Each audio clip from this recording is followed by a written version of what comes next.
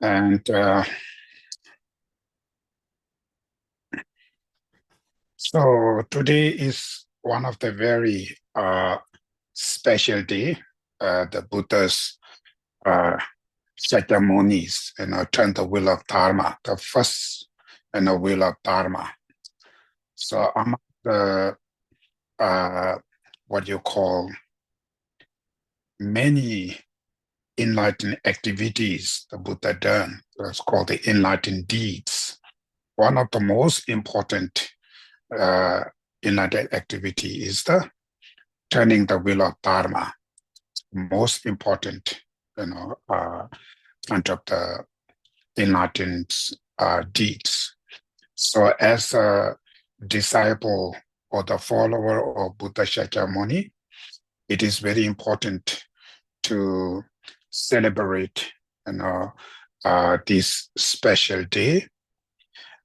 Celebration should, understanding, it comes out of understanding the Buddha's teaching, and through that, cultivating your faith and respect attitude, gratitude to the Buddha is what you call, that's the mainly call, we celebrate, to the Buddha's uh, uh, turning the wheel of Dharma, a special day.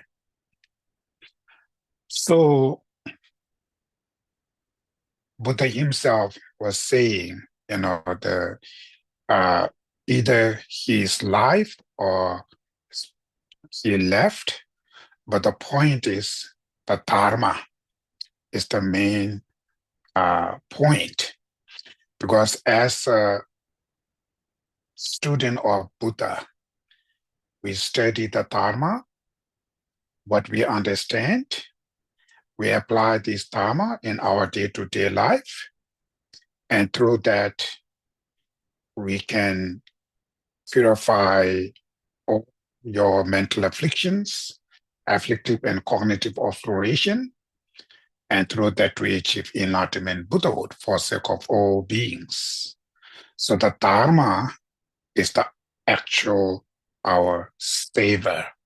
So that is why today is the day of first turning the wheel of Dharma. It's very, very special for the Buddhist, to celebrate these things. So that is why today I decided we're going to practice, the prayer to Buddha Shakyamuni and generating all-encompassing yoga mind. So mainly bodhicitta and wisdom of emptiness. Now that's regenerating bodhicitta and wisdom of emptiness. So among the Mahayana Dharma, one of the main, the practice of Mahayana is bodhicitta and wisdom of emptiness. These are the two main kind of the practice. So that is why today we will practicing on the combination of bodhicitta and wisdom of emptiness. That's called the all-encompassing yoga mind, which mainly bodhicitta and wisdom of emptiness. So today mainly we're going to do the practice here. So we're going to, I hope everybody got that booklet, right? You all have that booklet. So otherwise, if some of you do not receive it, then Jonathan may put it into the chat box, and then you can download here that booklet.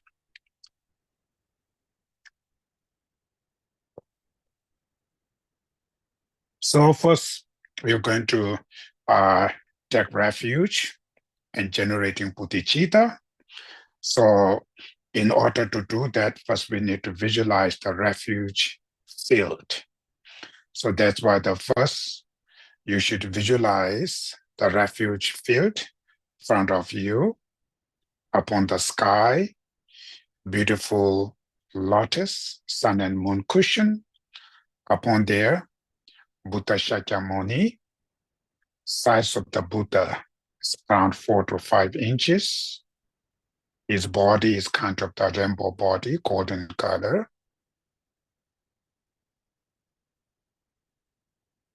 And the right side of the Buddha, you should visualize the Dharma scripture, the text which symbolizes the Dharma.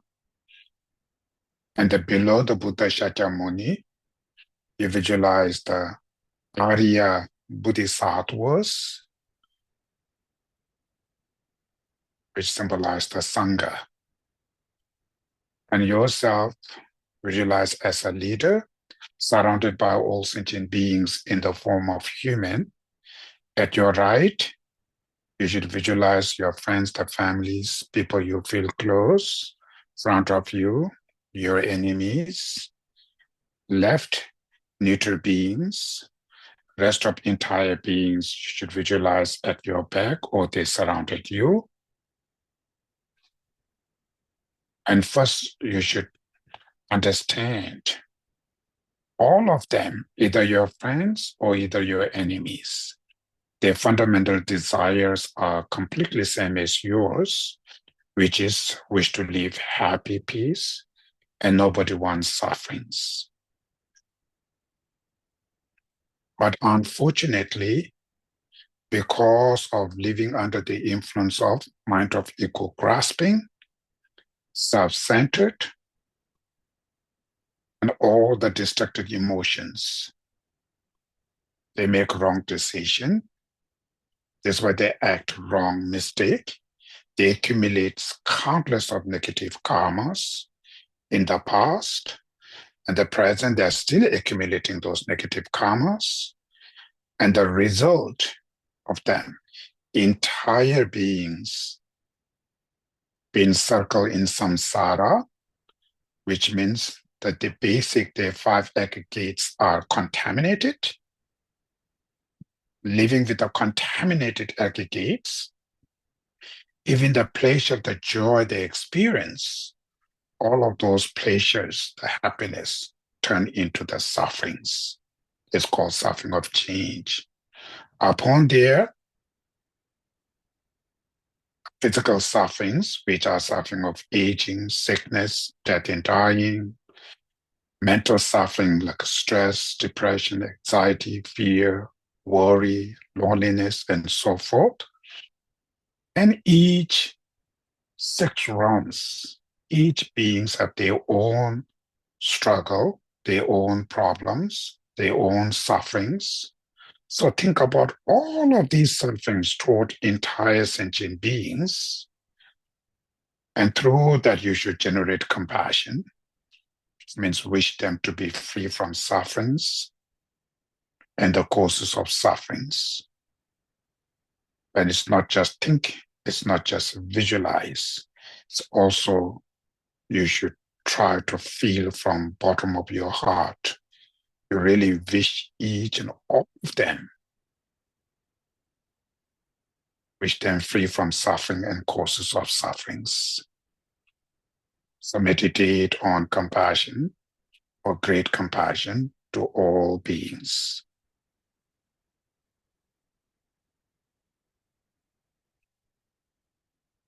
The next is called unusual attitude, special compassion, which means wish to save them, wish to help them.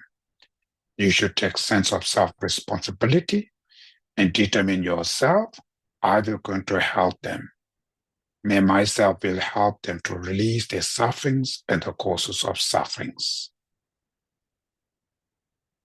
It's called unusual attitude. So meditate on unusual attitude.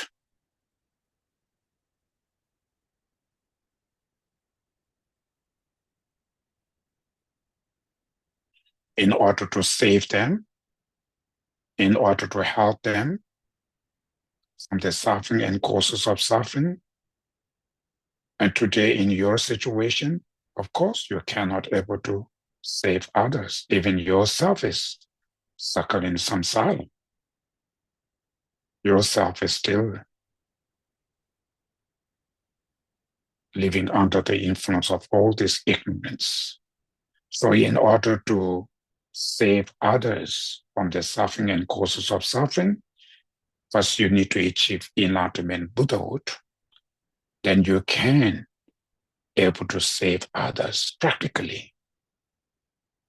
So, through that reason, you should generate strong desire, wish to achieve enlightenment Buddhahood oneself.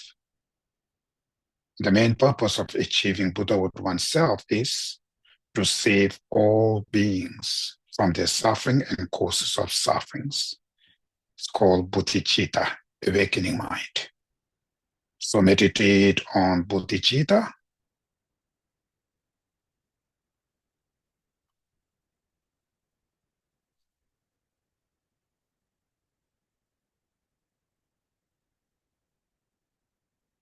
In order to achieve enlightenment Buddhahood oneself, first you need to purify all these obstacles you have right now, afflictive obscurations, which are your destructive emotions, mental afflictions, cognitive obscurations, which are the imprints of those mental afflictions, all the negative karmas, all the sufferings.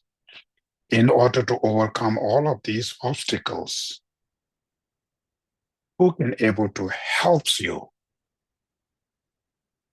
Your three precious jewels, the Buddha, Dharma, Sangha. Of course, this is self-responsibility, but without somebody else, you cannot do yourself. That's why we rely on three precious jewels.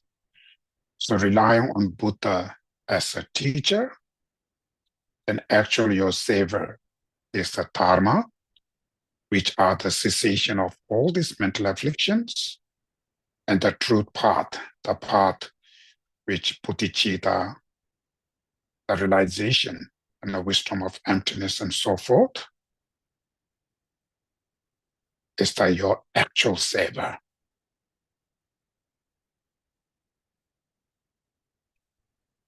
How they save us?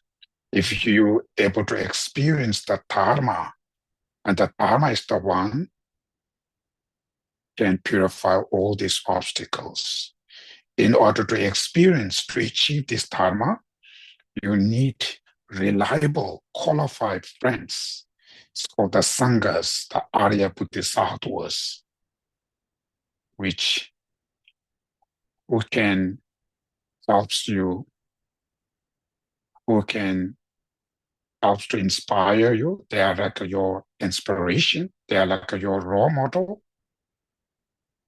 They're surrounded by the Sangha members. The Arya Bodhisattvas can tremendously help us to achieve all this realization.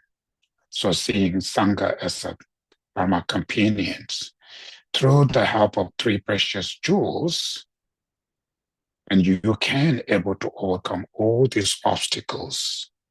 So first, make sure you're really concerned all these obstacles you have right now. And not only you, other entire sentient beings are also the victim of those obstacles. You also feel concerned to others. Also, then show your belief to the three precious jewels who can be able to help you. Out of these causes, you should show your faith of convince to the three precious jewels, full reliance on them, show your trust, and take full refuge to the three precious jewels, full rely on them, and generate bodhicitta, wish to achieve enlightenment Buddhahood oneself for sake of entire beings.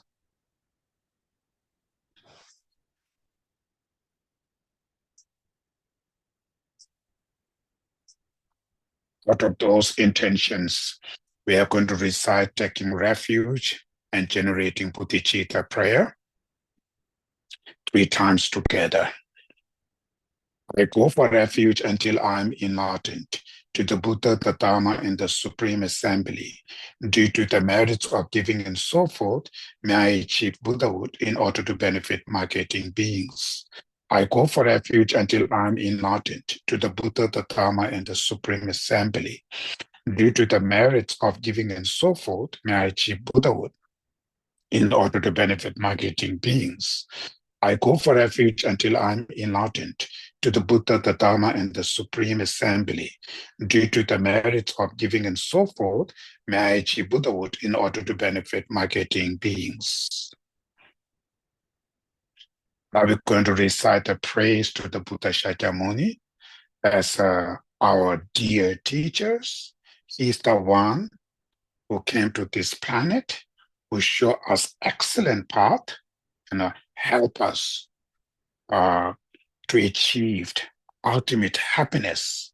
Without Buddha Shakyamuni in this planet, and this planet may remain on darkness. So this Dharma come here because of him. So through understanding the kindness of sharing the Dharma, kindness of teaching the Dharma, you should show your faith of convince or fully devotions to the Buddha Shakyamuni, which means faith and respect attitude, and then recite this praise to the Shakyamuni Buddha. To the founder, the endowed transcendent destroyer, the one gone beyond, the full destroyer, the completely perfected, fully awakening being, perfect in knowledge and in good conduct, Sugata, knower of the world, supreme guide of beings to be tamed, teacher of gods and human beings, to you, the completely and fully awakening one, the endowed transcendent destroyer, the glorious conquerors, the subduer from the Shakya clan, I prostrate, make offerings, and go for refuge. To the founder, the endowed transcendent destroyer, the one gone beyond, the full destroyer, the completely perfected, fully awakening being, perfect in knowledge and in good conduct, Sugata, knower of the world, supreme guide to the beings to be tamed, teacher of gods and human beings, to you, the completely and fully awakening one, the endowed transcendent destroyer, the glorious conquerors, the subduer from the Shakya clay, I prostrate, make offerings, and go for refuge. To the founder, the endowed transcendent destroyer, the one gone beyond, the full destroyer, the completely perfected, fully awakening being, perfect in knowledge and in good conduct, Sugata, knower of the world, supreme guide of the beings to be tamed, teacher of gods and human beings, to you, the completely and fully awakening one, the endowed transcendent destroyer, the glorious conquerors, the subduer from the Shakya clay, I prostrate, make offerings, and go for refuge. When supreme amongst humans, you were born on this earth, you took 7 strides, then said, I am supreme in this world. To you who were wise, then I prostrate. Endow with a pure body, supreme and excellent form, oceans of wisdom like mountains of gold, fame that blaze throughout the 3 worlds, protector who attained the supreme, to you I prostrate. Possessing supreme signs with face like a spotless moon, to you whose color is like gold, I prostrate. In the 3 realms, there doesn't exist one who is dust free like you. Unequal wise one, to you I prostrate. The Savior having great compassion, the Founder having knowledge of all, the field of merit and qualities vast as an ocean, to you, the one thus gone, I prostrate. The purity that frees one from attachments, the virtues that frees one from the lower realms, the one path, the pure and supreme, to the Dharma that pacifies, I prostrate.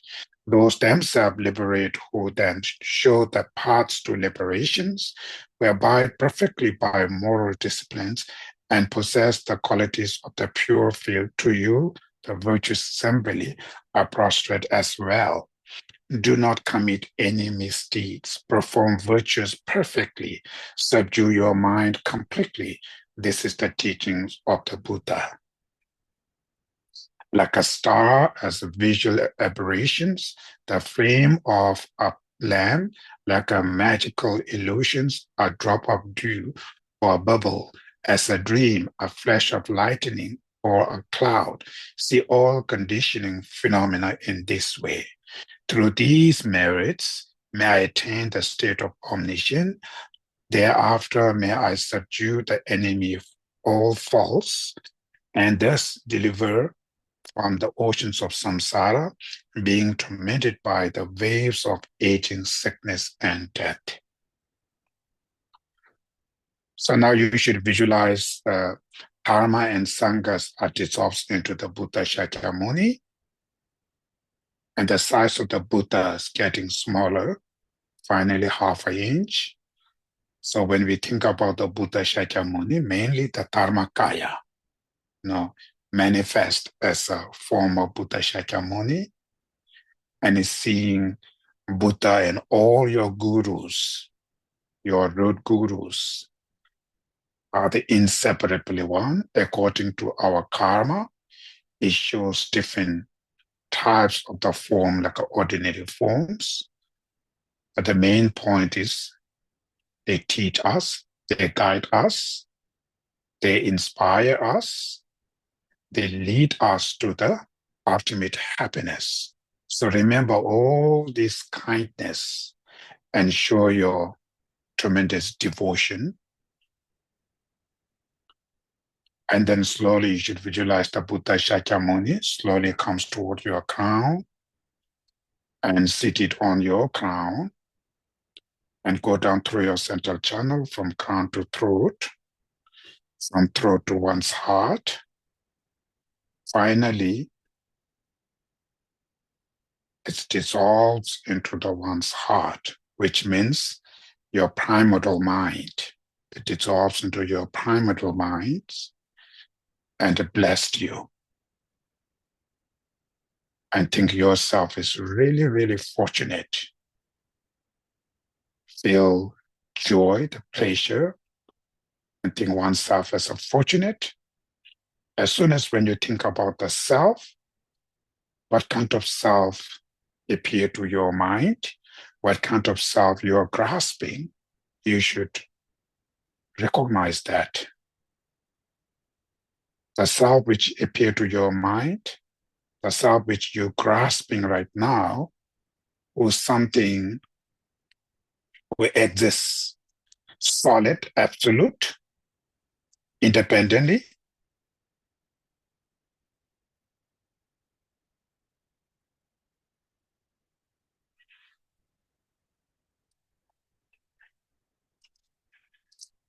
Something from the object side, right? You see like that, you really recognize that. We never think that self is just labeled by names or thoughts. It's beyond that, something there, I can grab it.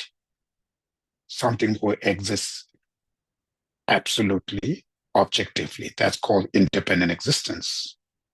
So that appear to our mind that we always grasp that when we grasp self.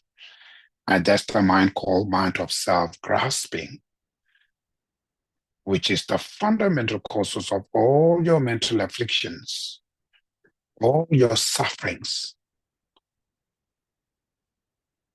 But in order to overcome that mind of ego grasping, the self-grasping, only the way overcome is you should apply analytical meditation to analyze, do self truly exist independently, intrinsically? If self exists independently, objectively, absolutely, then when you investigate from the object side, then you have to find it. Look any part of your bodies, any part of your minds, mental factors. We have variety aspects of the mental factors and minds. None of these are the self.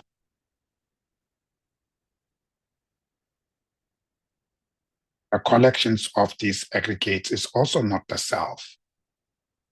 The shape of the collections of your aggregates is also not the self. So when you try to pinpoint, you cannot find anything from the object side. There's nothing, anything there. You don't need to believe yourself. Investigate. Do you find yourself something you can pinpoint within the five aggregates?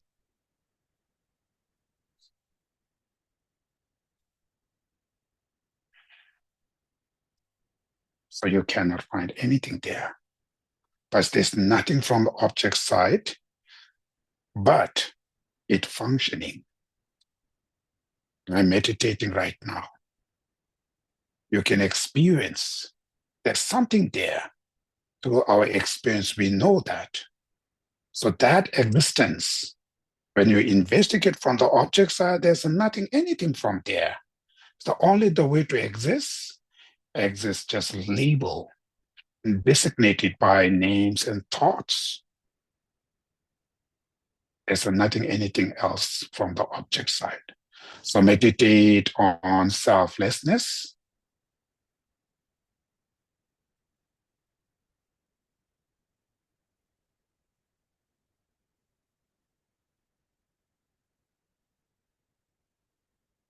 Then you should apply to your aggregates, your body, your mind, your mental factors, emotions, feelings, and all kind of things. None of these exist independently. They're also same nature, entity of inherent existence. The big land which we see, which you stay, this land is also same empty. Often you set up beautifully, it appears something from the object side, they are also same nature. So meditate, all phenomena are empty.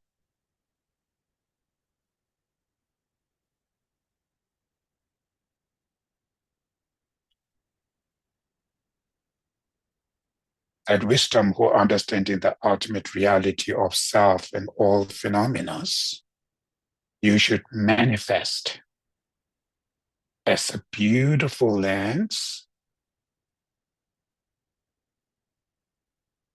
smooth like a palm of your hands.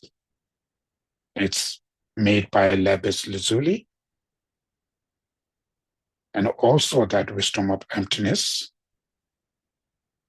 manifests as the offerings, flowers, incense, lights, perfume, food, music, and so forth, full of space with very beautiful,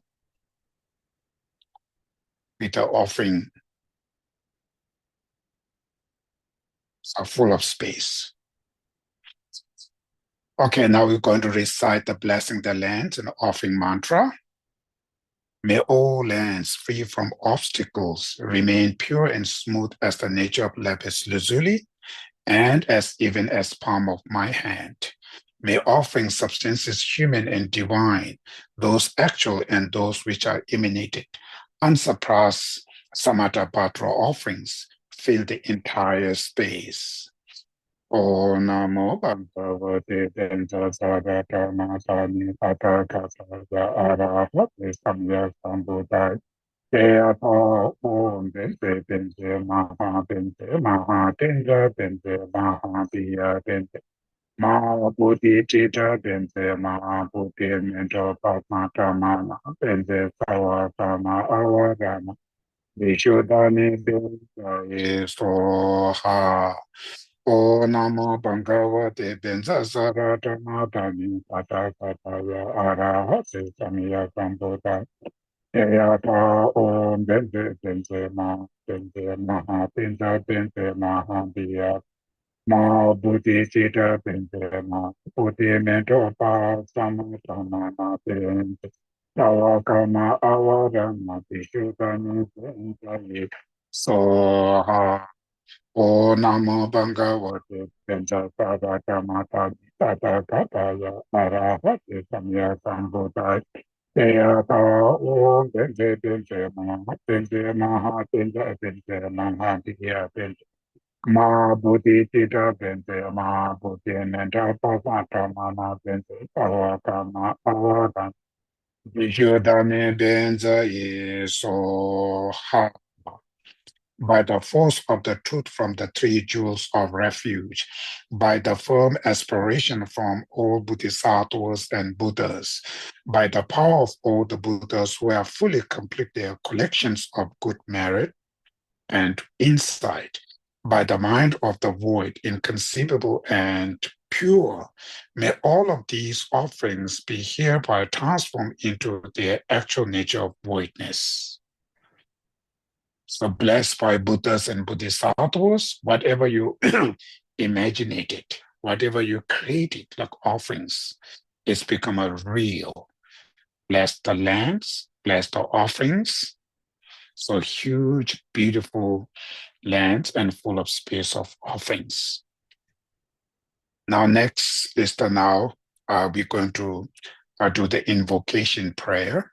So we're going to invite the Buddha Shakyamuni as the main, and surrounded by all the lineage gurus and deities, Buddhas and Bodhisattvas, and all the Arya beings, Daka, Dakinis, and Dharma protectors. So when we recited invocation prayer, you should visualize our merit fields and at the center Buddhas, and all the retinues slowly come and sit in front of us. And during the prayer, when I use the bell, you're visualizing the offering goddesses also are welcoming them, and they using the beautiful instruments to welcoming. And yourself is out of tremendous devotion to the Buddha and all the merit fields. And behalf of entire Mother Sentient beings, so we inviting our merit fields in front of us.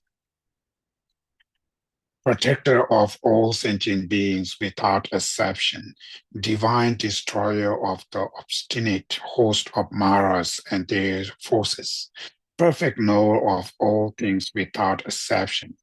Oh, Bhagavan, please come to this place together with your retinue.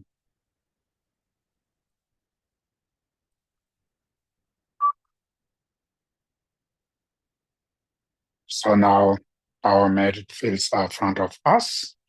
Now, in order to generate bodhicitta and the wisdom of emptiness, first we need to accumulate merits.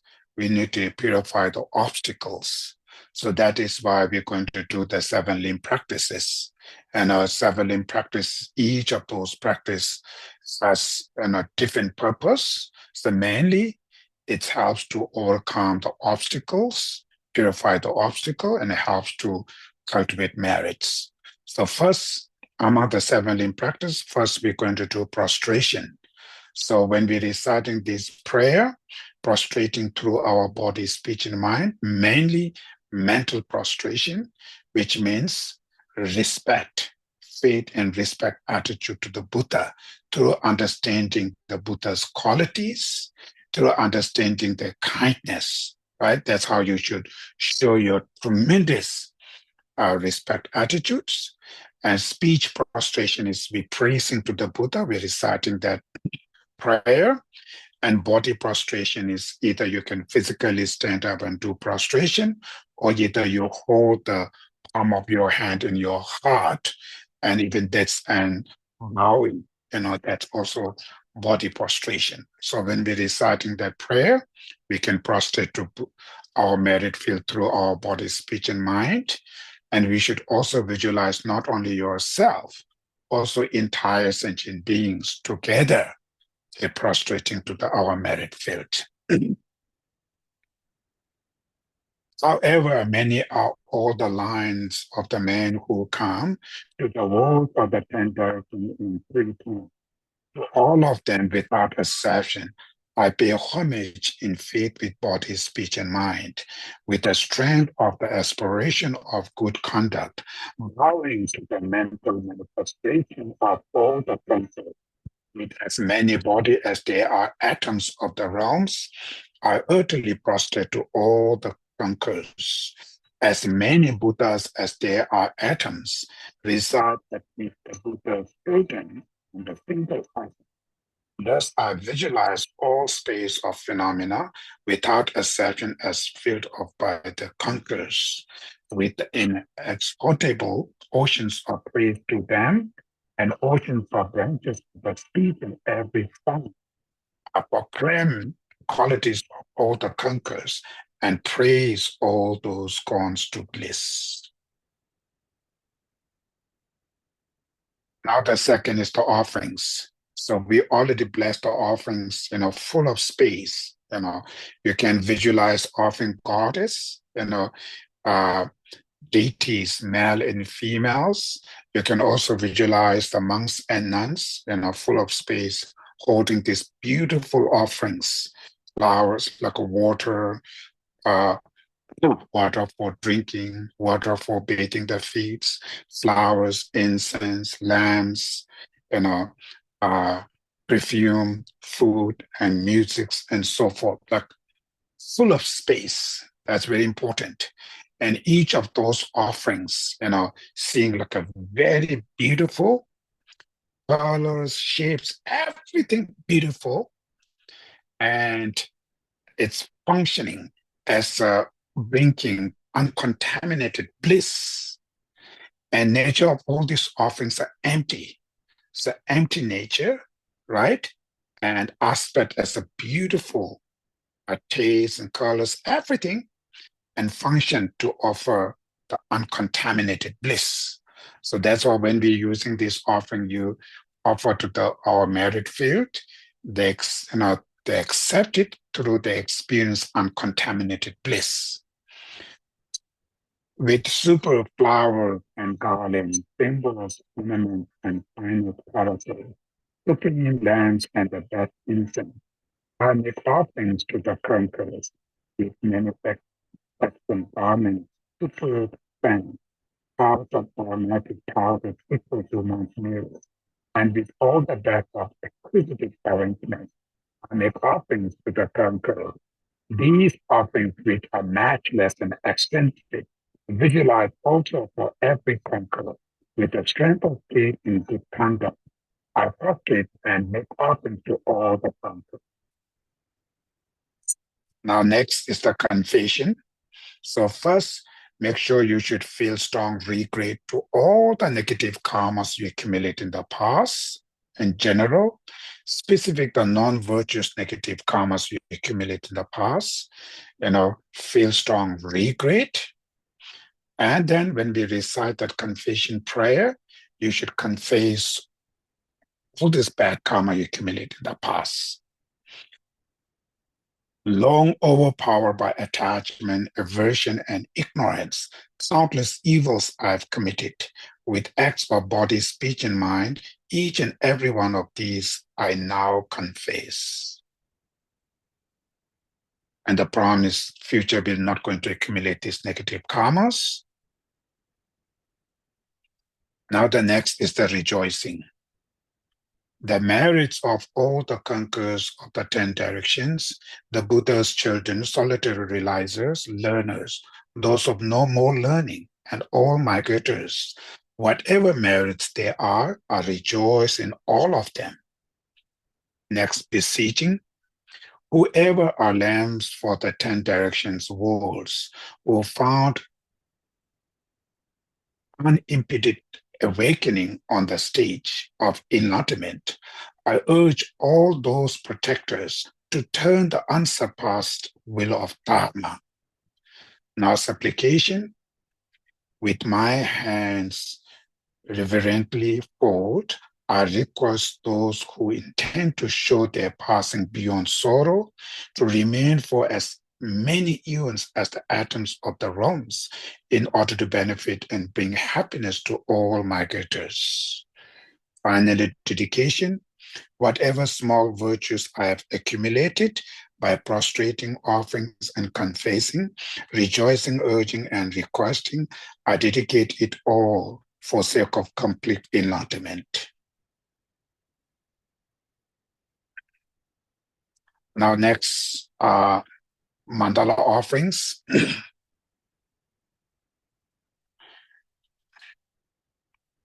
If you have mandala set, you can use it. Today, I cannot because I'm not sitting in the cross leg. I'm sitting like a chair posture. Still not, my ankle still not yet recover.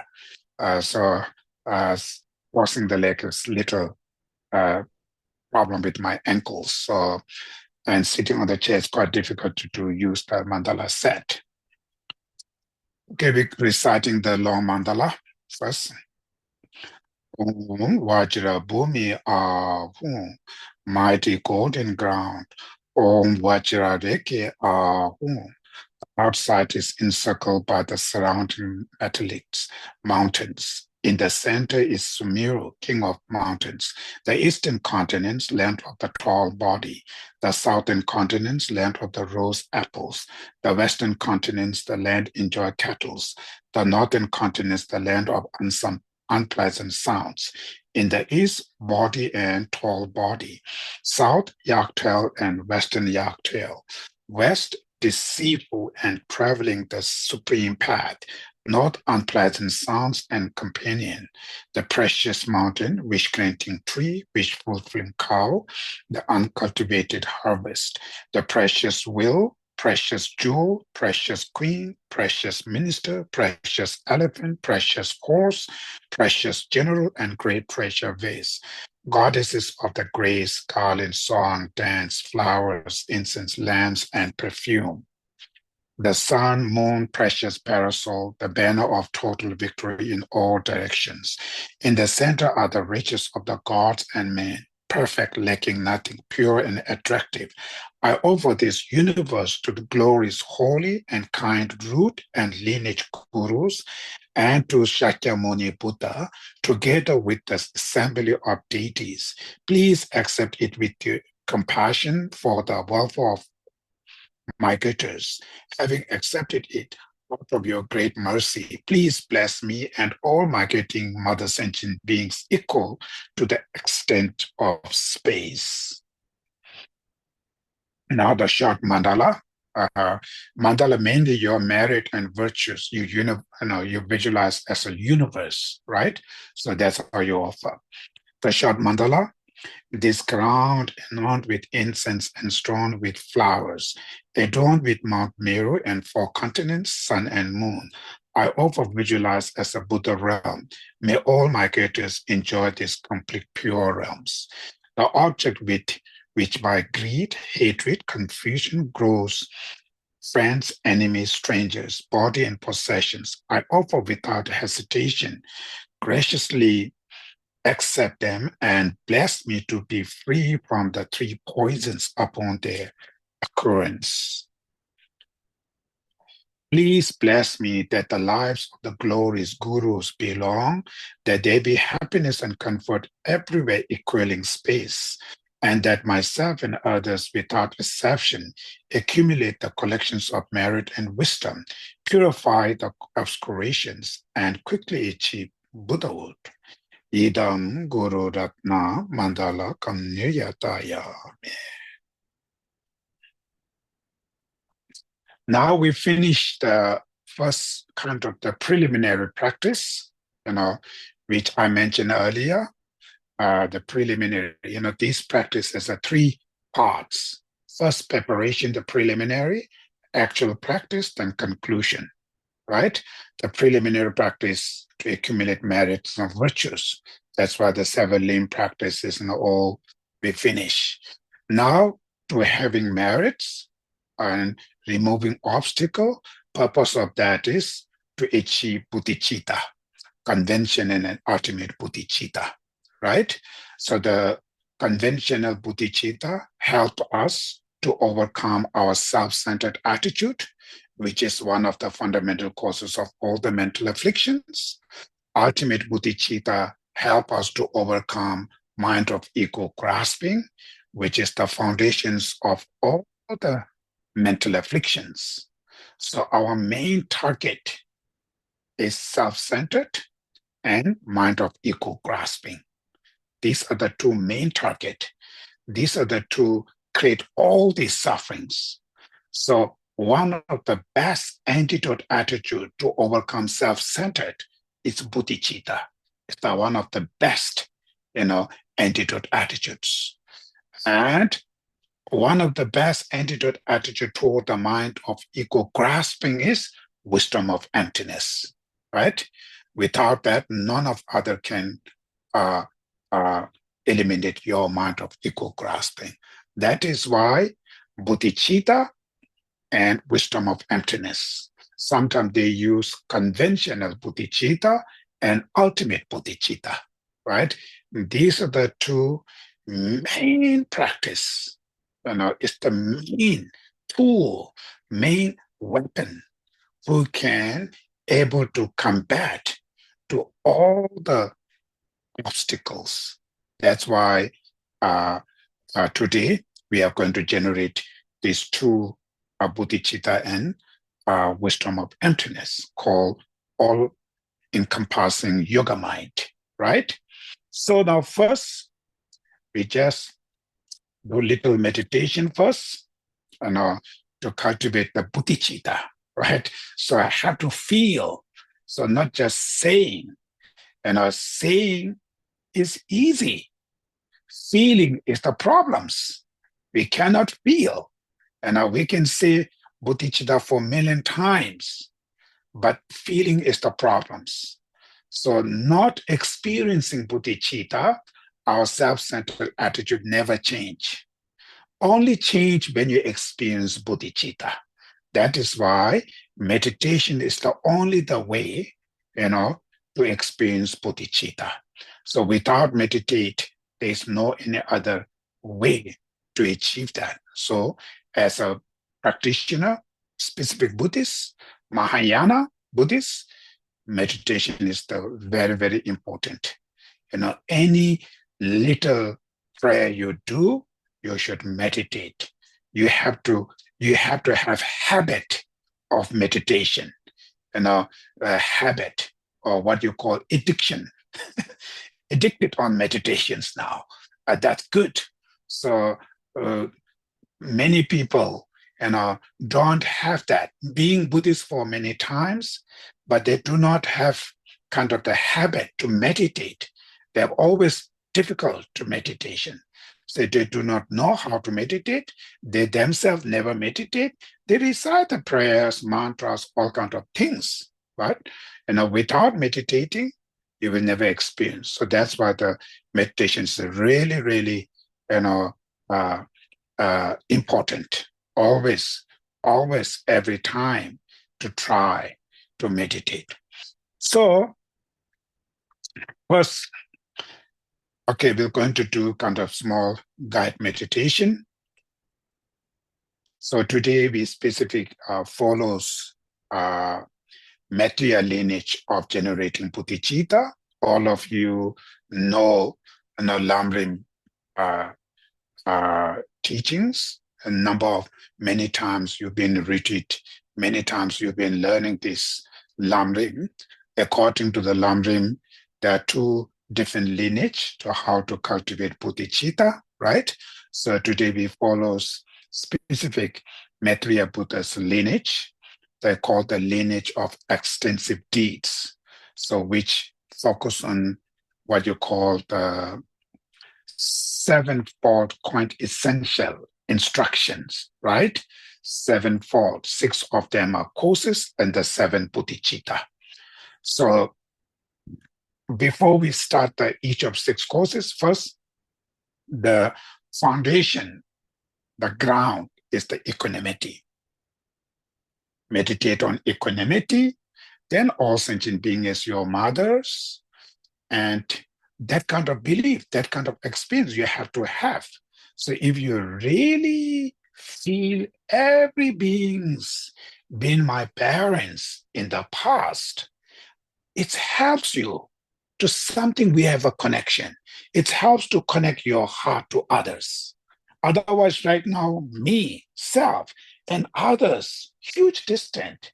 We put big wall between there. We cannot touch our heart to others. That's why we cannot feel compassion to them. We have a difficult to feel compassion.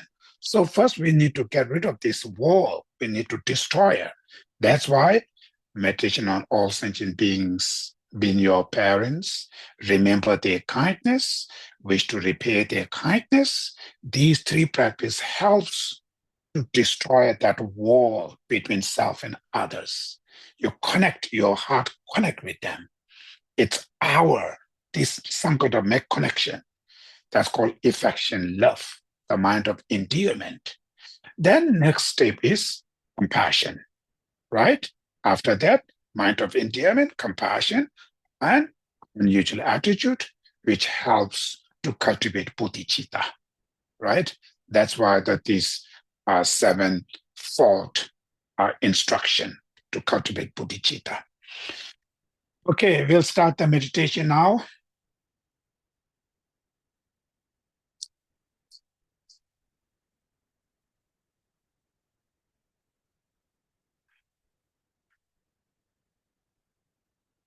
So now, first you should keep that same visualization, yourself as a leader and surrounded by entire sentient beings in the form of human. Your right, your friends, the families are at your right. Your enemies, enemy which I mean, the people you don't like them, people you feel angry, people you hate them. So those are the people you should visualize in front of you. Your left, neutral beings. Neutral beings, which means you know them, but you do not have any close or distant relationships. For instance, like your co-workers, your neighbors. So maybe around 5 to 10 people. Your left, rest of entire beings surrounded you. So first, you should understanding yourself, your fundamental desires are completely same as others. You want to live happy in peace. You do not want suffering. All of those beings, including your enemies, they also want to live happy peace, do not want suffering. So we have absolutely same equal desire. Try to understand that.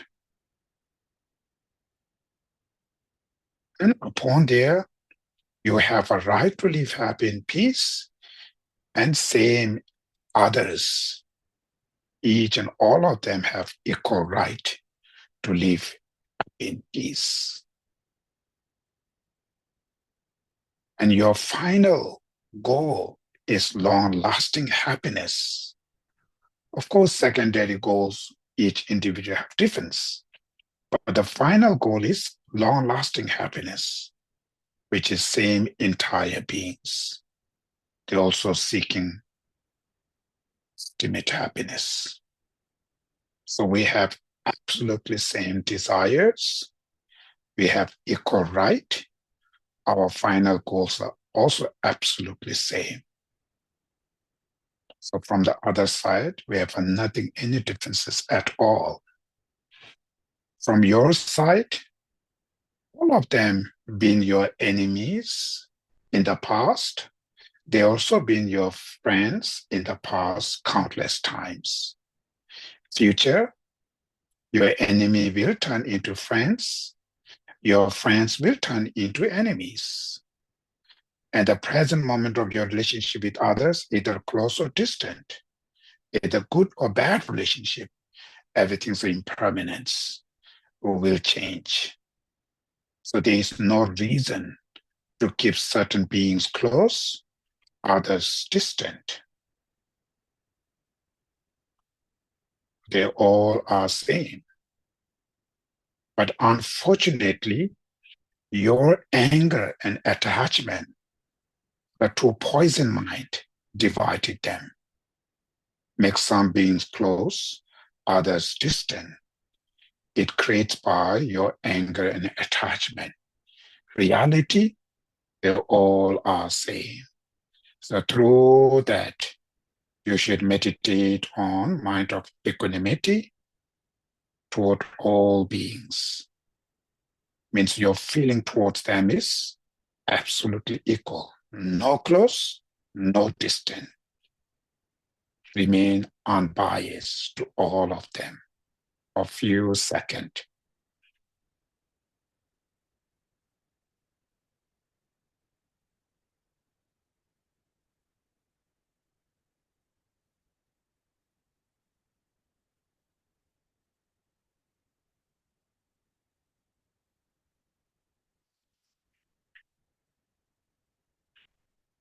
Based on equanimity, in order to generate compassion and bodhicitta, first, you should understand all sentient beings, they've been your mother, they've been your parents, they've been your grandparents, they've been your one of the best friend in the past countless time, because your life and their lives are beginningless.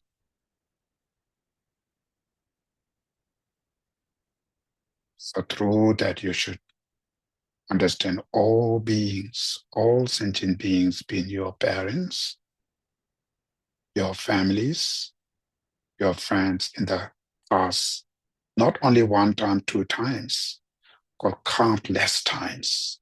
Each of them been your friends and the family in the past countless times,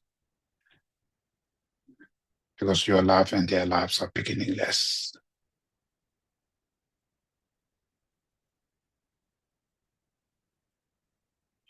And during that time, you receive exactly the same kindness, same benefit you receive in this life from your friends, the families, from all of them.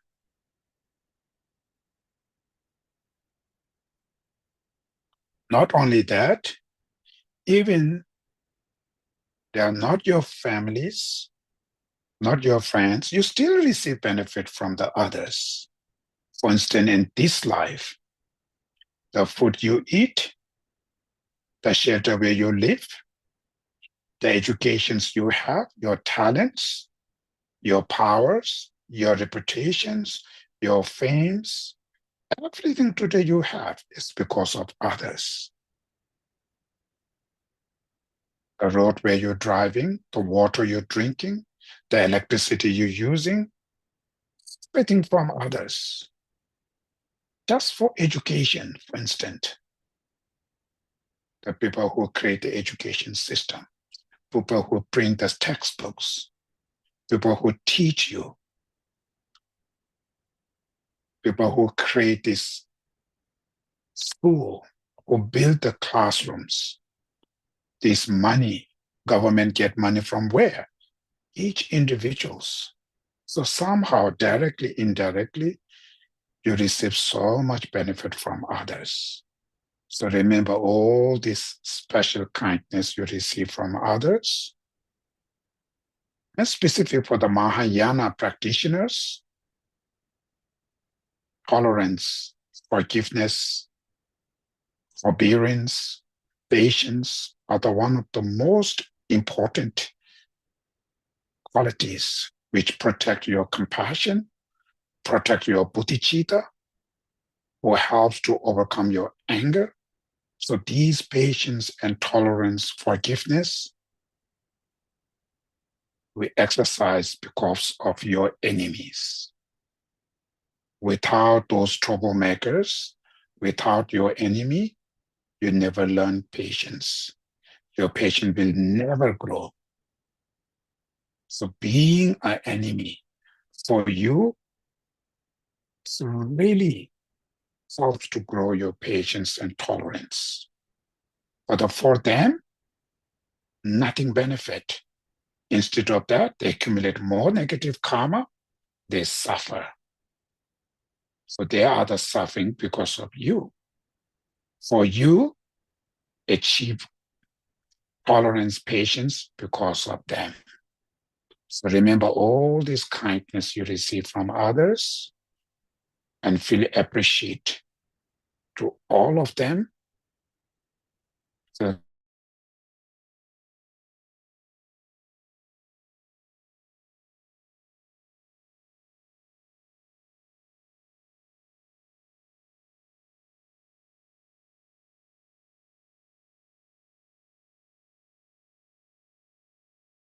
entire beings.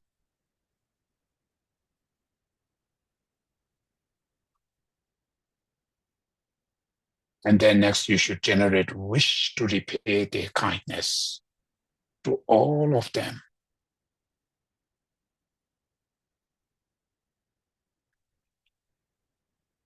Wish to repay their kindness to entire beings, friends, families, neutral beings, your enemies, finally to entire beings.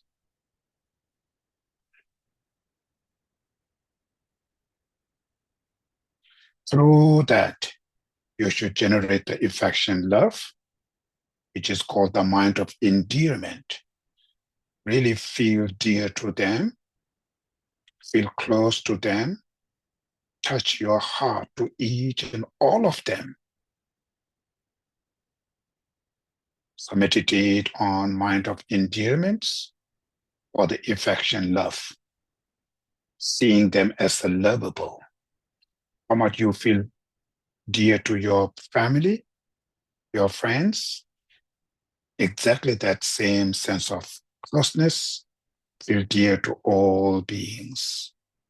So meditate on affection love to all beings.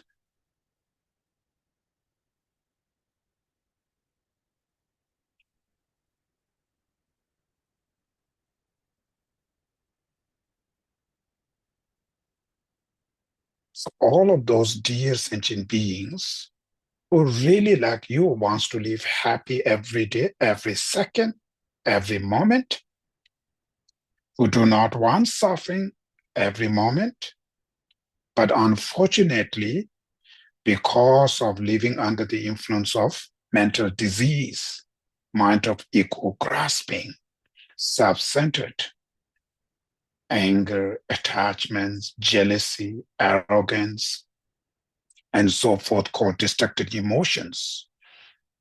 They make wrong decisions.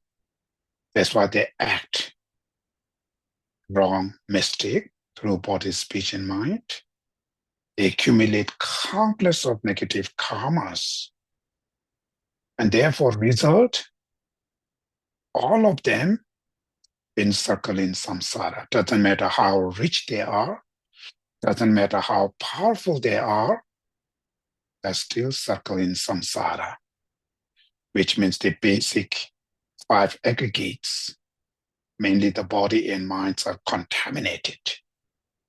That's why suffering of change doesn't matter how much they put effort to achieve happiness, all of these happiness they received is turned into the suffering called suffering of change. Then upon there, suffering of aging, sickness, death and dying, stress, depression, anxiety, fear, worry, all kinds of sufferings. I think about every beings are the victim of these sufferings. And each six realms, each beings have their own sufferings.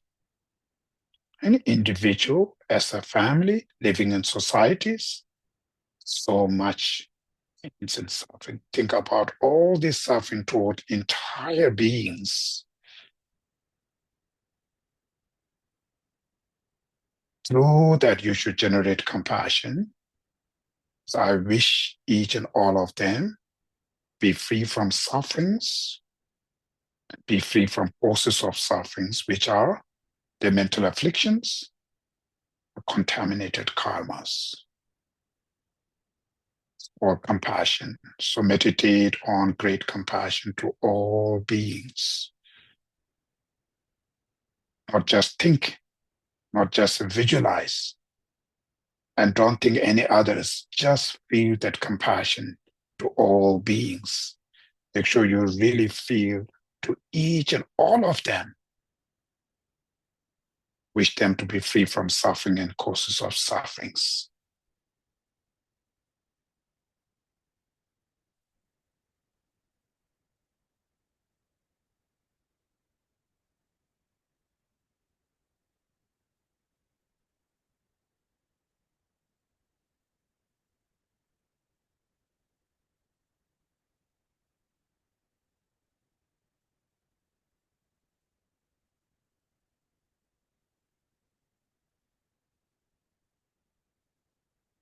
Next, called unusual attitude, which means you should determine yourself, are we going to save them? Are we going to help them to release their sufferings and the causes of sufferings? So meditate on unusual attitude, wish to save each and all of them from their sufferings and the causes of sufferings.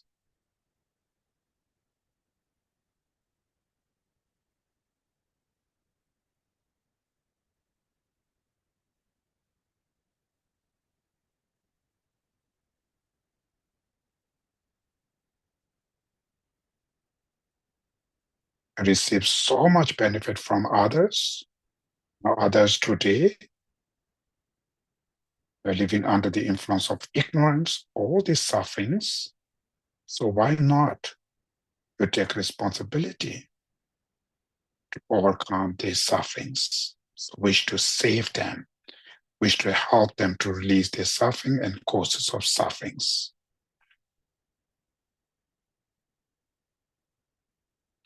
And think about the Shanti Deva's prayer.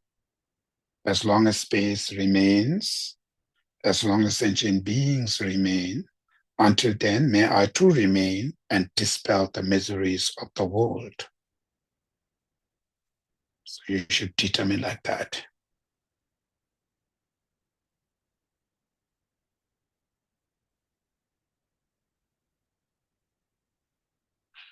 In order to dispel the miseries, other sufferings. Today in your situation, of course, you cannot be able to dispel but other suffering. Only when you achieve enlightenment Buddhahood, then you can able to save others, like Buddha Shakyamuni. Through that reason, you should generate strong desire, wish to achieve enlightenment Buddhahood oneself. The main purpose of achieving Buddhahood is to save all beings from their suffering and causes of sufferings. It's called bodhicitta, awakening mind. So meditate on bodhicitta.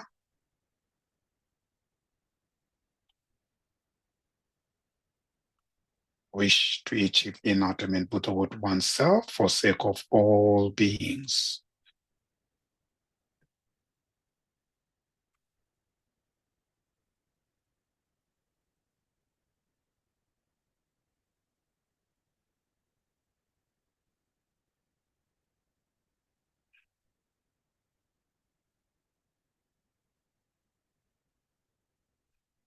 So that bodhicitta you have right now, should visualize, manifest as a moon disk, like a form of moon disk at your heart, which is your bodhicitta, manifests as a moon disk at your heart. Now we're going to recite the generating bodhicitta prayers. So you're visualizing Buddha Shakyamuni as a center and surrounded by all the retinues, right? Buddhas and Bodhisattvas. So we are reciting these prayer. You should meditate behind this prayer. So first is I take refuge in the three precious jewels. Buddha, Dharma, Sangha, you take refuge. Then second is you purifying your negative karmas, called individual confess all the transgression. Third is you accumulate merit, which is through rejoicing to others' merits, by other sentient beings, all the Arya beings, right? Sarvakayana, Patikayana, Bodhisattvas, their merits from the three times, past, present, futures. You rejoice them. Then, and mentally hold the enlightened Buddhas. So then you're generating bodhicitta, seeking oneself to achieve enlightenment for sake of others. That's called mentally hold the enlightened Buddha, right? Wants to achieve that. Then to the Buddha, Dharma, and Sangha, I take refuge until enlightenment. Another refuge, Mahayana refuge. Till achieve Buddhahood, I need to rely on Buddha as a teacher, Dharma, actual saver, and Sangha. Specific Sangha here is Arya Bodhisattvas, right? They are the three most important levels. Till achieve enlightenment, I rely on them. In order to completely accomplish worth of self and others, I will give rise to mind of enlightenment. So in order to benefit to oneself, complete, right, accomplish worth to oneself and others is only the way to generate bodhicitta. Bodhicitta is the one who benefit to you, who can benefit to others. So that's why I will give rise to the mind of enlightenment, called the bodhicitta, right? Mind of enlightenment. Having given rise to supreme mind of enlightenment, I will hold all beings as my guests. Having achieved bodhicitta, I will hold in all sentient beings as my guests, right? So it means I will treat them as a guest, right? Save them, serve them, help them. Then I will cherish the supreme pleasing conduct of bodhicitta in order to please them, in order to serve them. I need to engage the bodhisattva's conduct, which are 6 parameters, right? 6 parameters. And for sake of marketing beings, attain the state of enlightenment. So for sake of entire sentient beings, the ways I need to attain the enlightenment. Then I can save them. So it's called engaging bodhicitta. The first stanza is called aspiration bodhicitta, right? And the third stanza is engaging bodhicitta. You engaging to the 6 parameters, bodhisattva's deeds. Okay, so now we're going to recite the generating bodhicitta prayer 3 times. I take refuge in the 3 precious gems, individually confess all transgressions, rejoice in the virtues of marketing beings, and mentally hold the enlightened Buddhas. To the Buddha, the Dharma, and the Sangha, I take refuge until enlightenment. In order to completely accomplish the work of self and others, I will give rise to the mind of enlightenment. Having given rise to supreme mind of enlightenment, I will hold all beings as my guests. I will cherish the supreme and pleasing conduct of bodhicitta for the sake of all marketing beings attain the state of enlightenment. I take refuge in the 3 precious gems, individually confess all transgressions, rejoice in the virtues of marketing beings, and mentally hold the enlightened Buddhas. To the Buddha, the Dharma, and the Sangha, I take refuge until enlightenment. In order to completely accomplish the work of self and others, I will give rise to the mind of enlightenment. Having given rise to supreme mind of enlightenment, I will hold all beings as my guests. I will cherish and supreme the pleasing and conduct of bodhicitta, and for the sake of all marketing beings, attain the state of enlightenment. I take refuge in the 3 precious gems, individually confess all transgressions, rejoice in the virtues of marketing beings, and mentally hold the enlightened Buddhas. To the Buddha, the Dharma, and the Sangha, I take refuge until enlightenment. In order to completely accomplish the work of self and others, I will give rise to mind of enlightenment. Having given rise to supreme mind of enlightenment, I will hold all beings as my guests. I will cherish the supreme and pleasing conduct of bodhicitta, and for the sake of all marketing beings, attain the state of enlightenment.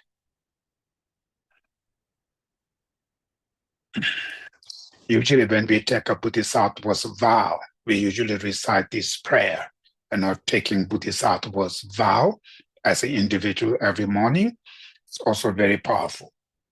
So that's the bodhicitta part. Now, second, generating wisdom of emptiness. So same, first we're going to do like few minutes of the meditation on emptiness. So first, you should just, feel like a grasp oneself, like sense of I'm meditating now. I want to achieve Buddhahood for sake of all beings. Right? You have that bodhicitta, seeking oneself to achieve Buddhahood for sake of all beings. So when you think about the self, what kind of self appear to your mind? Recognize that. What kind of self you're grasping?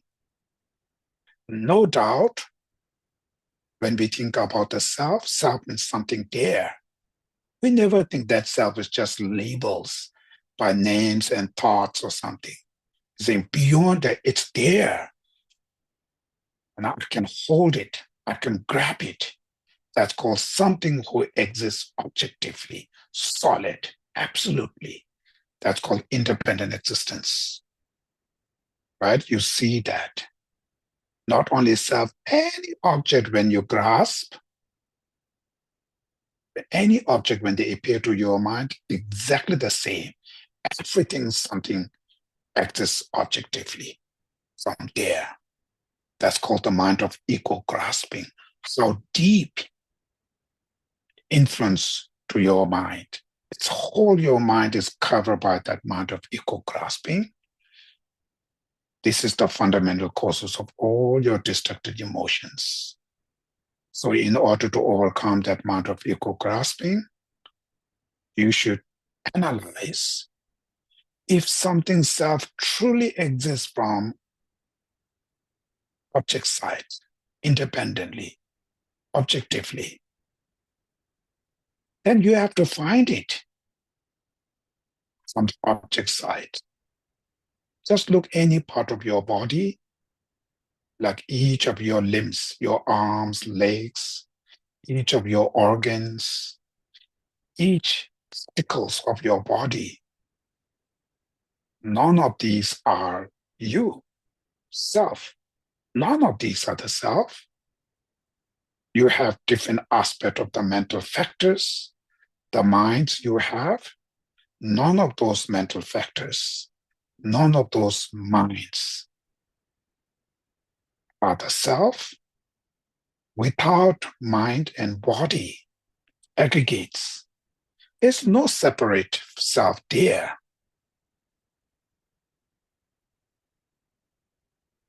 So when you try to find it the self, looks like there's nothing, anything there.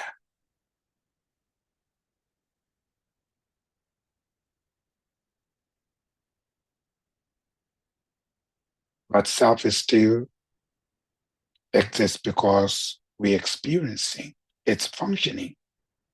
So the way to exist just label, imputed by names and thoughts, established by the names and thoughts. There's nothing else there. So meditate on selflessness.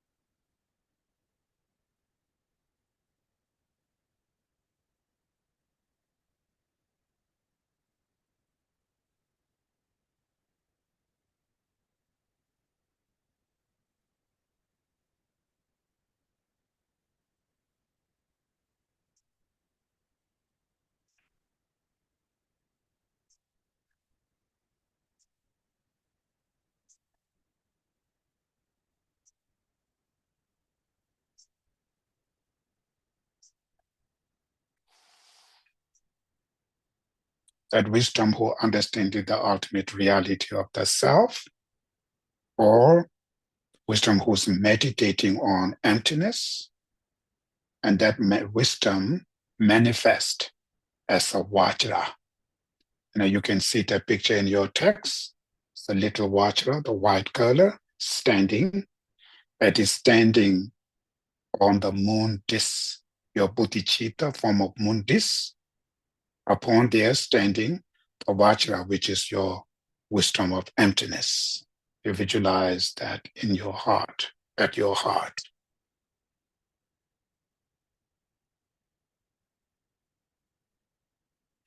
So we're going to recite the uh, generating wisdom of emptiness prayer. A person is not earth, not water, not fire, not wind, not space, not consciousness, and not all of them. What person is there other than these? Just as a person is not real due to being a composite of 6 constituents, so each of the constituents also is not real due to being a composite. So this is the Nagarjuna's talking about person, each of your 6 elements is not you, right? And without 6 elements, there's no person. Similarly, person is not real, it's just label. Each of these 6 constituents, earth, water, is consciousness, also, not real. They are also being a composite, just label, imputed. So nothing, anything solid there. So now you have in your heart your bodhicitta and your wisdom of emptiness, form of moon disk and vajra in your heart. So when you're reciting the mantra, just below there, Om Sarva Yoga Chitta Uvatayami. So when you recite that mantra, you're visualizing Buddha Shakyamuni is in his heart, at his heart, moon cushion and vajra, which is his bodhicitta and wisdom of emptiness, right? Form of moon cushion and vajra. So each time when you recite the mantra, from his heart, the moon cushion and vajra emanate the double, another moon cushion and vajra, and straight comes directly and dissolves into your moon disk and vajra. So when they dissolves into your moon disk and vajra first time, you visualize he blessed to experience bodhicitta and wisdom of emptiness. Second time, again, and the moon disk and vajra dissolves into your heart, you visualize he bless your wisdom of emptiness and bodhicitta, stable, right? Stable, unshaking. Then third time, when they again, moon disk and vajra and dissolves into your heart, you visualize your bodhicitta and wisdom of emptiness grow like immaginables, right? Limitlessly, like same like a enlightens bodhicitta and wisdom of emptiness. So we're going to recite the mantra with visualize, Omo sarva yoga jita upadaya me. Omo sarva yoga jita upadaya me. Omo sarva yoga jita upadaya me.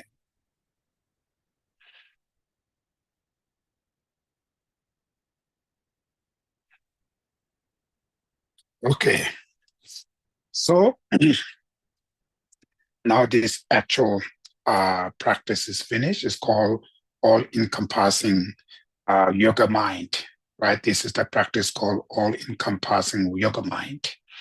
Now the next is the praise of dependent origination, uh, written by Lama Tsongkhapa. This prayer is really, really very, very profound. There was one time, I teach on this text, but didn't get the time to teach. It's take quite a long time. So in future we'll see. But this text is very, very powerful. So maybe I will request to the Jonathan, go ahead I recite it because my English is very slow, so you may be faster and better. How can I give them?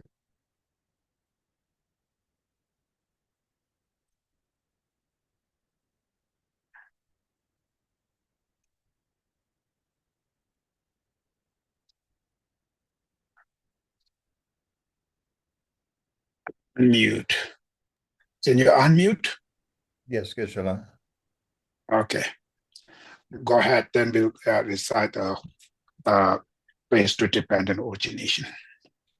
In praise of dependent origination, homage to Manjushri, he who speaks on the basis of seeing this makes him a knower and teacher unexcelled. I bow to you, O conqueror, you who saw dependent origination and taught it. Whatever degenerations there are in the world, the root of all these is ignorance. You taught that it is dependent origination, the seeing of which will undo this ignorance. So how can an intelligent person not comprehend that this path of dependent origination is the essential point of your teaching? This being so, who will find, O Savior, a more wonderful way to praise you than to praise you for having taught this origination through dependence? Whatsoever depends on conditions, that is devoid of intrinsic existence. What excellent instruction can there be more amazing than this proclamation? By grasping at it, the child is strengthened bondage to extreme views. For the wise, this very fact is the doorway to cut free from the net of elaborations. Since this teaching is not seen elsewhere, you alone are the teacher. Like calling fox a lion for a Turtica would be a word of flattery. Wondrous teacher, wondrous refuge, wondrous speaker, wondrous savior. I pay homage to that teacher who taught well dependent origination. To help heal sentient beings, O benefactor, you have taught the peerless reason to ascertain emptiness, the heart of the teaching. This way of dependent origination, those who perceive it as contradictory or as unestablished, how can they comprehend your system? For you, when one sees emptiness in terms of the meaning of dependent origination, then being devoid of intrinsic existence and possessing invalid functions do not contradict. Whereas when one sees the opposite, since there can be no function in emptiness, nor emptiness in what has functions, one falls into a dreadful abyss you maintain. Therefore, in your teaching, seeing dependent origination is hailed, that too not as an utter non-existence, nor as an intrinsic existence. The non-contingent is like a sky flower, hence there is nothing that is not dependent. If things exist through their essence, their dependence on causes and conditions for their existence is a contradiction. Therefore, since no phenomena exist other than origination through dependence, no phenomena exist other than being devoid of intrinsic existence, you taught. Because intrinsic nature cannot be negated, if phenomena possess some intrinsic nature, nirvana would become impossible and elaborations could not be ceased, you taught. Therefore, who could challenge you, you who proclaim with lion's roar in the assembly of learned ones repeatedly that everything is utterly free of intrinsic nature, that there is no intrinsic existence at all, and that all functions is this arising in dependence on that? What need is there to say that these two converge without conflict? It is through the reason of dependent origination that one does not lean towards an extreme. That you have declared this excellently is the reason, O Savior, of your being an unexcelled speaker. All of this is devoid of essence, and from this arises that effect. These two certainties complement each other with no contradiction at all. What is more amazing than this? What is more marvelous than this? If one praises you in this manner, this is real praise, otherwise not. Being enslaved by ignorance, those who fiercely oppose you, what is so astonishing about their being unable to bear the sound of no intrinsic existence? But having accepted dependent origination, the precious treasure of your speech, and not tolerating the roar of emptiness, this I find amazing indeed. The door that leads to no intrinsic existence, this unextolled door of dependent origination, through its name alone, if one grasps at intrinsic existence, now this person who lacks the unrivaled entrance well traveled by the noble ones, by what means should one guide him to the excellent path that pleases you? Intrinsic nature, uncreated and non-contingent, dependent origination, contingent and created. How can these two converge upon a single basis without contradiction? Therefore, whatever originates dependently, though primordially free of intrinsic existence, appears as if it does possess intrinsic existence. So you taught all this to be illusion-like. Through this very fact, I understand well the statement that, to what you have taught, those opponents who challenge you cannot find faults that accord with reason. Why is this so? Because by declaring these, chances for reification and denigration towards things seen and unseen are made most remote. Through this very path of dependent origination, the rationale for your speech being peerless, convictions arise in me also that your other words are valid too. You who speak excellently by seeing as it is, for those who train in your footsteps, all degenerations will become remote, for the root of all faults will be undone. But those who turn away from your teaching, though they may struggle with hardship for a long time, faults increase evermore as if being called forth, for they make firm the view of self. Aha, when the wise comprehend the differences between these two, why would they not at that point revere you from the depths of their being? Let alone your numerous teachings, even in the meaning of a small part, those who find ascertainment in a cursory way, this brings supreme bliss to them as well. Alas, my mind was defeated by ignorance, though I've sought refuge for a long time. In such an embodiment of excellence, I possess not a fraction of his qualities. Nonetheless, before the stream of this life flowing towards death has come to cease, that I have found slight faith in you. Even this, I think, is fortunate. Among teachers, the teacher of dependent origination, amongst wisdoms, the knowledge of dependent origination, you who are most excellent, like the kings in the worlds, know this perfectly well, not others. All that you have taught proceeds by way of dependent origination. That too is done for the sake of nirvana. You have no deeds that do not bring peace. Alas, your teaching is such, and whosoever's ears it falls, they all attain peace. So who would not be honored to uphold your teaching? It overcomes all opposing challenges. It's free from contradictions between earlier and latter parts. It grants fulfillment of being's two aims. For this system, my joy increases evermore. For its sake, you have given away again and again over countless eons, sometimes your body, at others your life, as well as your loving kin and resources of wealth. Seeing the qualities of this teaching pulls hard from your heart, just like what a hook does to a fish. Sad it is not to have heard it from you. The intensity of that sorrow does not let go of my mind, just like the mind of a mother constantly goes after her dear child. Here, too, as I reflect on your words, I think, blazing with the glory of noble marks, and hallowed in a net of light rays, this teacher in a voice of pristine melody spoke thus in such a way. The instant such a reflection of the sage's form appears in my mind, it soothes me, just as moon rays heal fevers pains. This excellent system, most marvelous. Some individuals who are not so learned have entangled it in utter confusion, just like the tangled balbaza grass. Seeing this situation, I strove with a multitude of efforts to follow after the learned ones, and sought your intention again and again. At such times as I studied the numerous works of both our own middle way and other schools, my mind became tormented ever more constantly by a network of doubts. The night lily grove of Nagarjuna's treatises, Nagarjuna, whom you prophesied, would unravel your unexcelled vehicle as it is, shunning extremes of existence and non-existence, illuminated by the garland of white lights of Chandra's well-uttered insights, Chandra, whose stainless wisdom orb is full, who glides freely across Scripture's space, who dispels the darkness of extremist hearts and outshines the constellations of false speakers. When through my teacher's kindness I saw this, my mind found a rest at last. Of all your deeds, your speech is supreme. Within that too, it is this very speech. So the wise should remember the Buddha through this teaching of dependent origination. Following such a teaching, having become a renunciate, having studied the conqueror's words not too thoroughly, this monk who strives in the yogic practices, such as the depth of his reverence to the great seer, since it is due to my teacher's kindness, I have met with the teaching of the unexcelled teacher. I dedicate this virtue too towards the cause for all beings to be sustained by sublime spiritual mentors. May the teaching of this beneficent one to world's end be unshaken by the winds of evil thoughts. May it always be filled with those who find conviction in the teacher by understanding the teaching's true nature. I never falter even for an instant to uphold the excellent way of the sage, which illuminates the principle of dependent origination. Through all my births, even giving away my body and life, may I spend day and night carefully reflecting, by what means can I enhance this teaching achieved by the Supreme Savior through strenuous efforts over countless eons? As I strive in this with pure intention, may Brahma, Indra, and the world's guardians and protectors such as Mahakala unswervingly always assist me. So the next in the praise of the 12 deeds of Buddha, you can follow. In praise of the 12 deeds of the Buddha, through skillful compassion you took birth in the clan of Shakya and quelled the forces of Mara unconquerable by others. To you, with body majestic as golden Mount Meru, to the king of the Shakyas we prostrate.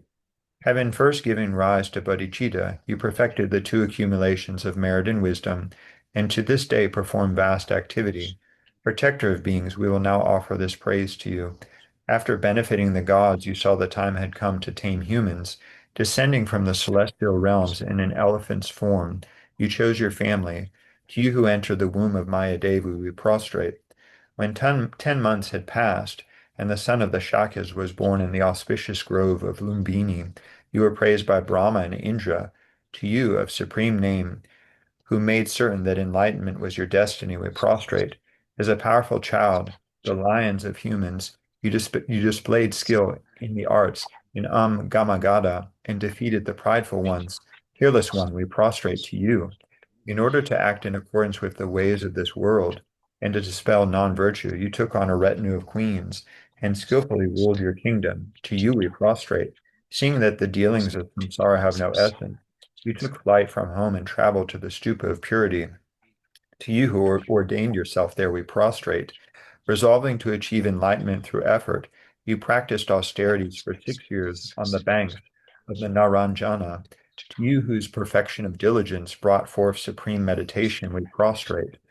To make meaningful your efforts since beginningless time, at the foot of the Bodhi tree in Magadha, you sat in the unmoving posture and awakened completely.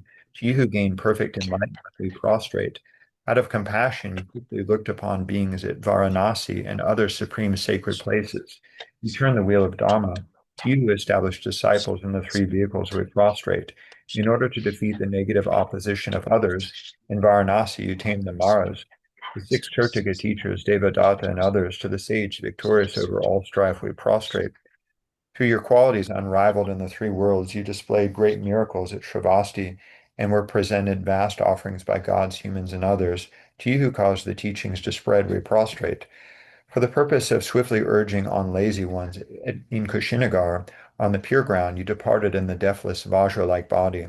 To you who passed into parinirvana, we prostrate. To show that perfect reality is free of dying, and for future sentient beings to accrue merit, at that place you emanated many relics and divided your remains into 8 parts. To you we prostrate. Through the virtue of these brief praises, of the deeds of the Blessed One, Lord of the teachings, may the conduct of all beings become equal to that of the Sugata.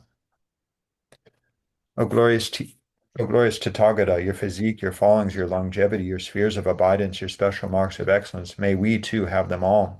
By the power of having praised you and having praised you in the spheres of our habitation, may there be no illness, poverty, scuffles, and dissensions. May truth prevail and auspiciousness abound. With the Buddha having appeared in the world with the teaching shining bright like the sun, with the disciples being harmonious like siblings, teacher and taught, may the teachings remain in our midst for long. So now we're going to uh, recite the mantra, Buddha Shakyamuni mantra. So during the recitation of the mantra, you should visualize Buddha Shakyamuni in front of us, and from his heart emanates lights and the nectars and dissolves into one's heart, and you visualize he bless you to achieve, to experience bodhicitta in wisdom of emptiness, and it helps you to purify all the obstacle in general, specific one self-centered in mind of ego graspings.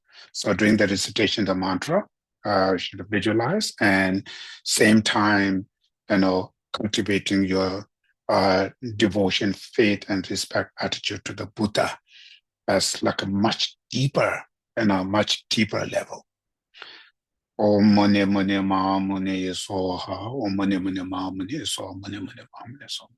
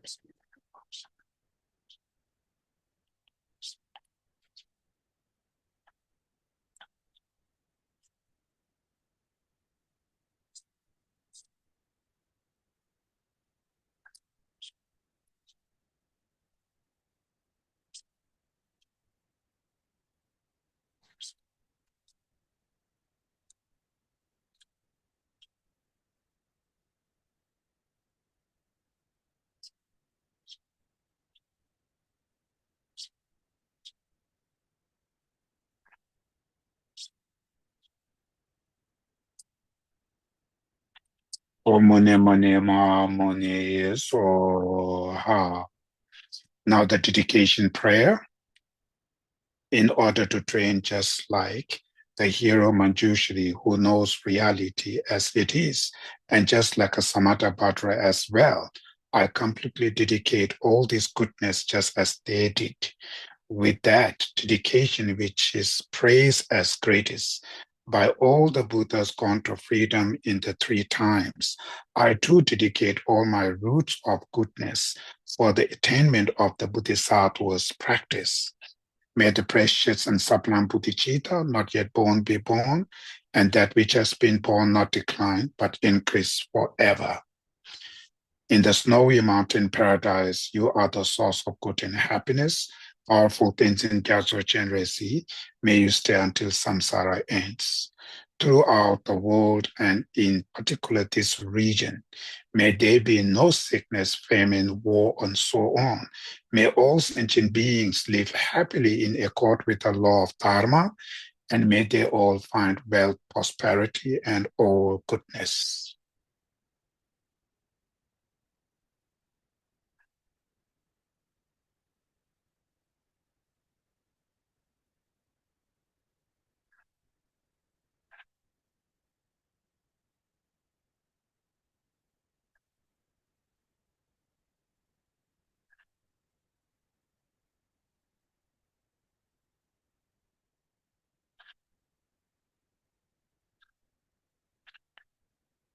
Okay, so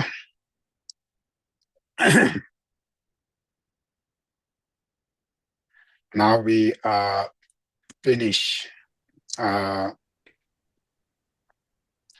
uh, this practice, which is I mentioned earlier, one of the best way, to celebrate the uh, Buddha's the teaching the will of Dharma, first turning the will of Dharma. So uh, this special day when we meditate on bodhicitta, like a wisdom of emptiness like that, it's really uh, something like put like a imprints, the seed we plant into our mind, and that seeds, when circumstances arises, it can ripen and finally to achieve this realization. So the final thing is, in order to achieve Buddhahood, without bodhicitta and wisdom of emptiness, there's no way. So somehow we have to achieve bodhicitta and wisdom of emptiness. There's no any other door there. So why not? And start it today to study and practice, mainly achieving bodhicitta is, realization is, we have to practice, we have to meditate, right? This is something, train our mind. If you're not training, if you're not meditate, we will never, ever going to be achieve, bodhicitta and wisdom of emptiness. Without bodhicitta and wisdom of emptiness, our self-centered mind of ego grasping never change. That means we will be same trouble. We've been trouble since beginning less, so we will remain that same trouble. So that is why, only the way to overcome all this suffering is we need to achieve bodhicitta. So that is why, good thing is right now, being in human, having human intelligence, engaging with the Dharma, this is the best time to study constantly and practice, meditate to something achievement before you losing this human, body. You already got this. So this is a very good opportunity you have right now, and you will going to lose this, right? Human, what you call precious human life. Before you lose this, why not? We just, achieve that realization, bodhicitta and wisdom of emptiness. So that's how we should think in every day, every moment. If you have 5 second time, sit on your chair. Why not you just meditate bodhicitta? right? Realization, bodhicitta, and wisdom of emptiness. It's somehow you have to experience this realization. That's why we're saying that our actual savor is the Dharma, right? Among the three precious jewels, Dharma is our real teacher. Dharma is our real savor.